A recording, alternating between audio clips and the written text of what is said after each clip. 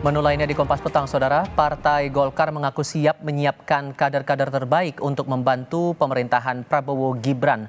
Terkait susunan menteri di Kabinet Prabowo Gibran yang disebut akan bertambah, politisi Partai Golkar Dev Laksono menyebut Prabowo akan merangkul banyak pihak untuk menjalankan pemerintahannya. Dev menegaskan Partai Golkar memiliki kader-kader mumpuni untuk ditempatkan dalam posisi manapun. Sebelumnya politisi Partai Golkar Bambang Susatyo menyebut Kabinet pemerintahan Prabowo Gibran diisi 44 menteri.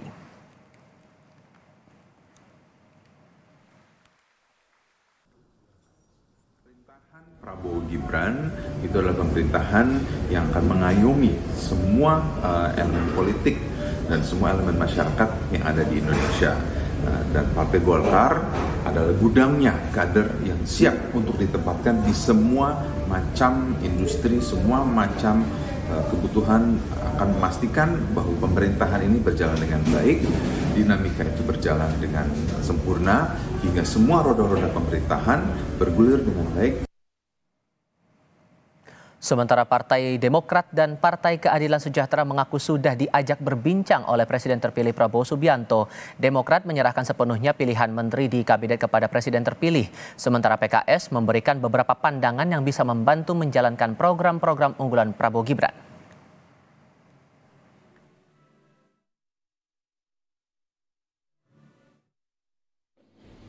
Seluruh pimpinan partai politik yang tergabung di Koalisi Indonesia Maju yang kemudian berkembang menjadi Kim-Plus tentu sudah diajak bicara oleh Pak Prabowo Subianto selaku Presiden terpilih terkait agenda pemerintah ke depan termasuk struktur dan komposisi kabinet.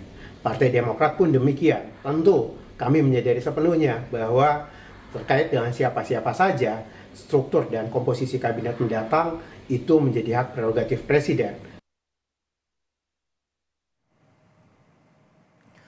PDI Perjuangan memberi sinyal akan mendukung pemerintahan Presiden terpilih Prabowo Subianto mendatang. PDI Perjuangan menyatakan bakal mendukung kabinet pemerintahan Prabowo Gibran selama sesuai dengan visi partai yang dipimpin oleh Megawati Soekarno Putri itu. Ketua DPP PDI Perjuangan Said Abdullah mengatakan dukungan ini bukan berarti kader partainya akan bergabung dalam kabinet.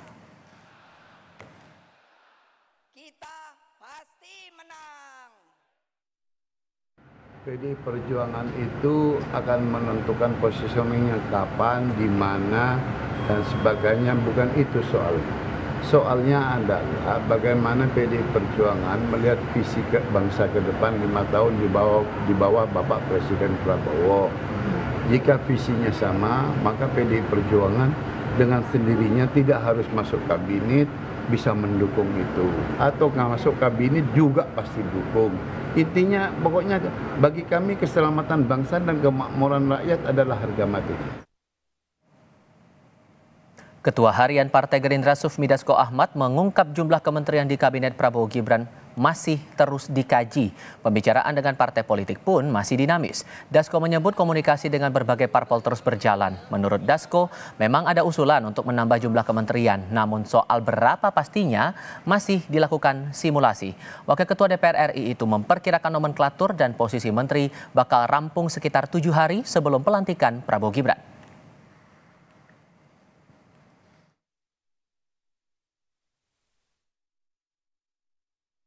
Berapa jumlah sampai dengan sekarang masih kita simulasikan bahwa penambahan kementerian itu adalah untuk optimalisasi daripada tugas-tugas kementerian dalam rangka kita itu memenuhi janji kampanye yang kemudian ada di Asta Cita, program dan program aksi yang kemarin dilakukan pada saat kampanye.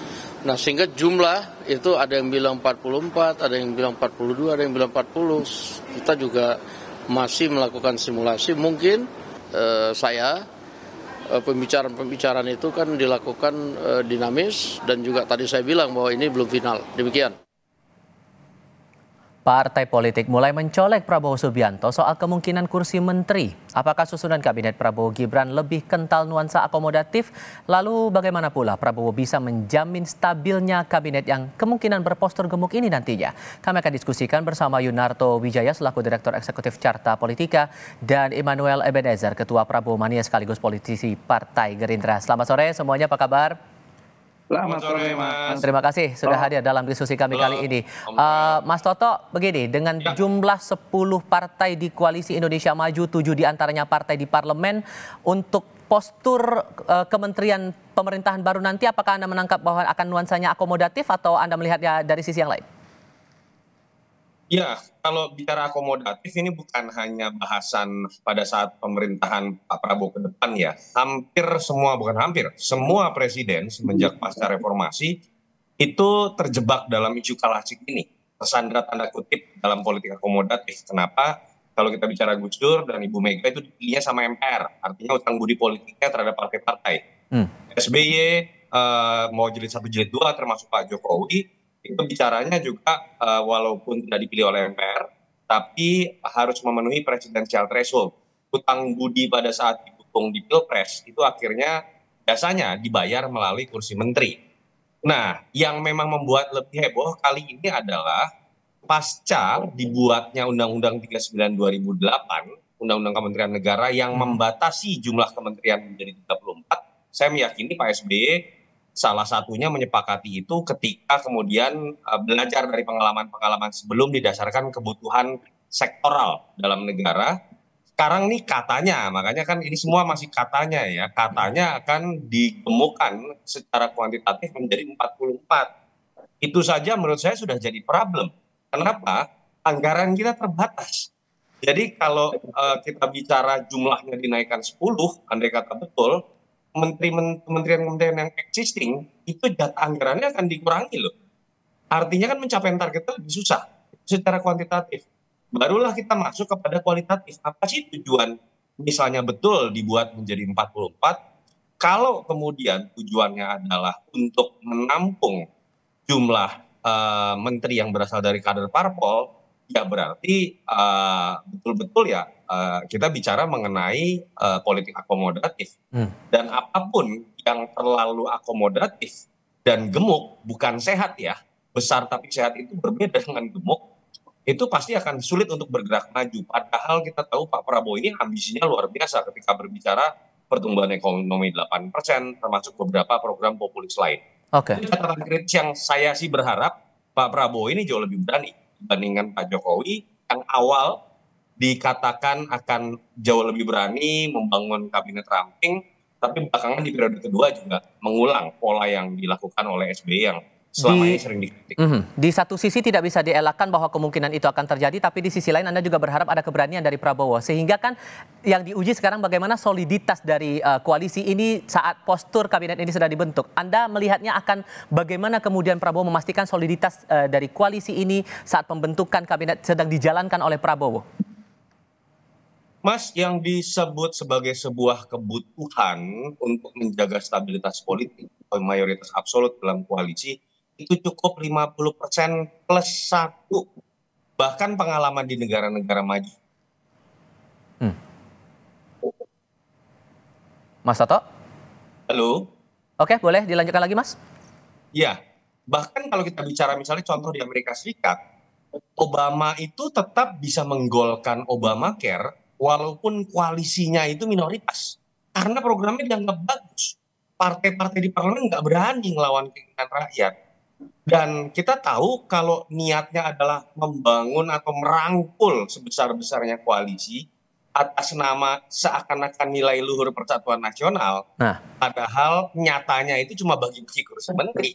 Akhirnya berakibat pada jumlah kursi menteri yang diperbanyak, anggaran sulit untuk dibagi. Ya buat saya yang nanti akan jadi korban pertama Pak Prabowo sendiri. Sulit untuk kemudian mencapai program-program, apalagi program populis yang kita tahu targetnya lumayan ambisius kalau kita lihat pada masa kampanye kemarin. Oke, kalau Bung Noel melihatnya sejauh ini Pak Prabowo bagaimana kemudian mengakomodasi suara-suara dari partai politik yang mendukung pasangan Prabowo Gibran di Pilpres ini untuk konteks pada pembuatan atau penyusunan postur kabinet ini?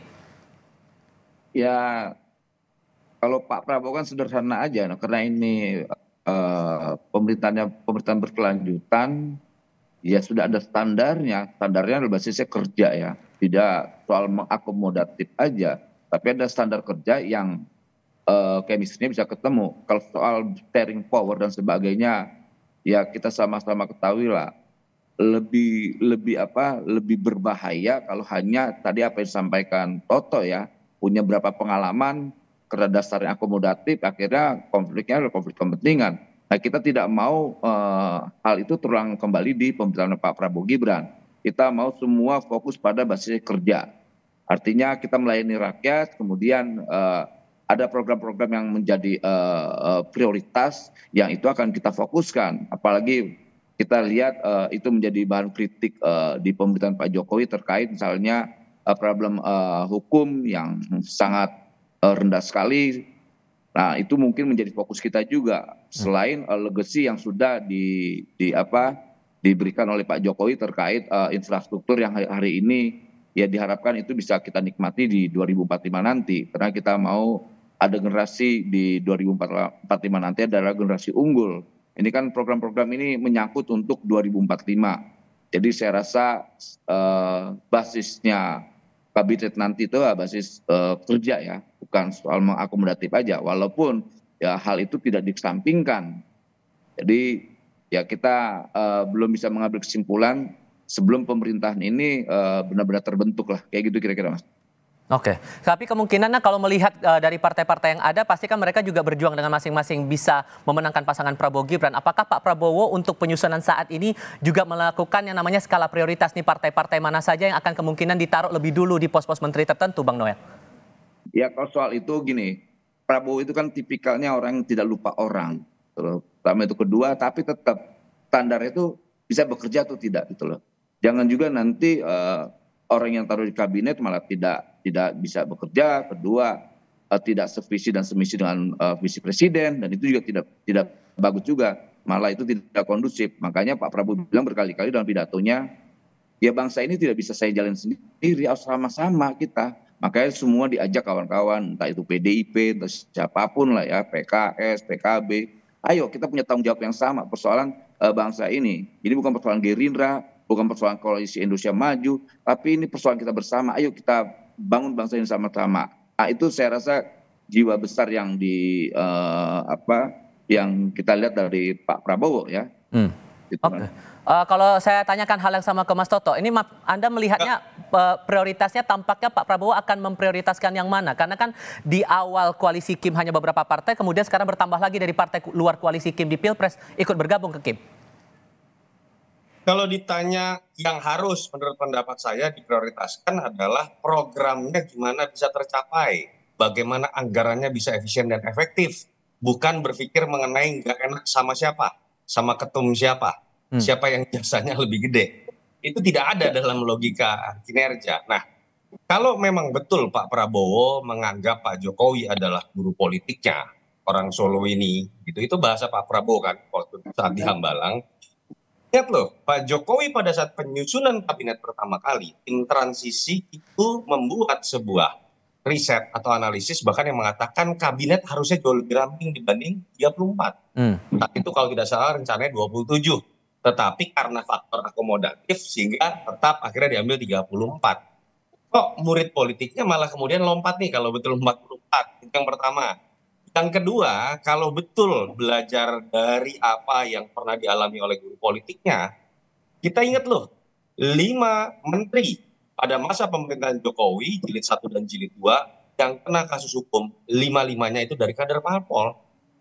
Dan kalau kita baca survei, misalnya kepuasan publik terhadap kementerian, nama-nama yang menjadi kembang dari kabinet itu adalah semuanya tokoh teknokrat. Mau itu Pak Bas, mau itu Ibu Sri Mulyani, mau itu Ibu Retno, dan lain-lain. Jadi kan ada fakta-fakta empiris yang sebenarnya memperlihatkan bahwa Pak Prabowo ya kalau betul punya jiwa besar, tidak harus prasyaratnya punya koalisi besar. Cukup 50% plus 1. Makanya yang saya selalu kritik adalah jangan kemudian ide mengenai persatuan nasional diterjemahkan menjadi tidak ada oposisi. Diterjemahkan menjadi semuanya masuk ke dalam koalisi pemerintahan dan mendapat jatah kabinet.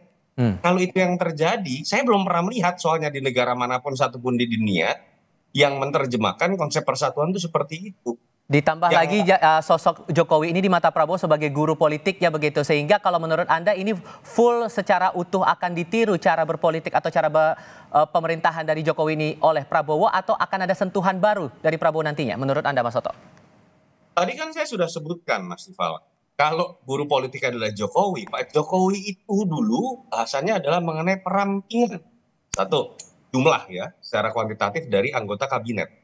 Yang kedua secara kualitatif, Pak Jokowi bisa dibaca, Bang Noel bisa baca, 2014, bulan September Pak Jokowi mengatakan sebisa mungkin tidak perlu yang namanya perubahan atau penambahan nomenklatur. Karena 2 tahun pertama kita bisa nggak kerja, ngurusin birokrasi, belum lagi demo, pelang nama diganti, kop surat diganti. Nah, apa yang kita dengar, walaupun masih dalam gosip ya Mas Tifal, ini kan berbeda total dengan apa yang kita lihat kalau betul mengacu pada pertanyaan Mas Tifal tadi, Jokowi sebagai guru politik dari Pak Prabowo. Saya berharap Pak Prabowo malah lebih berani dan mengulang apa yang pernah Pak Jokowi sempat pada saat 2014 lakukan, yaitu kader parpol yang jadi menteri harusnya tidak lagi jadi pengurus sehingga bisa fokus bekerja dan tuannya hanya presiden, bukan ketum parpol. Berani enggak Pak Jokowi hanya bertahan beberapa bulan, lalu kemudian gagal dan berbuah pada 5 menteri yang ditangkap yang berasal semuanya dari kader parpol. Saya kok percaya ya, harusnya Pak Prabowo lebih berani. Oke, Bung Noel, satu hal lagi yang menarik juga di sini saat saya bertemu dengan Mas Said Abdullah di DPR siang tadi, ia menyebutkan bahwa PDI Perjuangan melihat visi bangsa 5 tahun ke depan, Bapak Presiden Prabowo jika visinya sama dengan PDI Perjuangan, dengan sendirinya tidak harus masuk kabinet bisa mendukung itu. Apakah kemudian Pak Prabowo sesungguhnya juga membuka obrolan berkomunikasi dengan PDI Perjuangan soal susunan kabinet ini, Bang Noel? Saya rasa gini ya, persoalan kabinet ini kan Pak Prabowo punya otoritas tersendiri lah dalam menentukan, apalagi tadi sampaikan Pak Said ya bahwa ya sevisi semisi kan nggak mesti harus di dalam, nggak mesti juga harus di luar. Kalau sama-sama lebih bagus, kalau di luar juga lebih bagus. Artinya harus ada check and balance-nya. Jadi saya rasa sikap PDIP dalam melihat pemerintahan Prabowo Gibran ke depan saya rasa sudah cukup bagus lah. Mereka juga punya kedewasaan berpolitik dan kami tidak meragukan sikap PDIP dalam merespon pemerintahan Prabowo Gibran ke depan. Nah, yang paling penting adalah ya kita sebagai negara bangsa jangan mundur pada persoalan-persoalan yang tidak substantif. Gitu. Coba kita lebih bicara tentang hal yang substantif ke depan, bagaimana Indonesia ke depan lebih baik.